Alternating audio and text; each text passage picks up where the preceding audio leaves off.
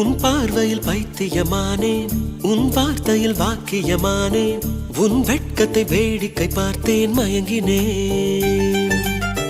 ஒரு ஞாபக அலையென வந்து என் நெஞ்சினை நனைத்தவள் நீயே, என் வாலிப திமிரினை உன்னால் மாற்றினேன்.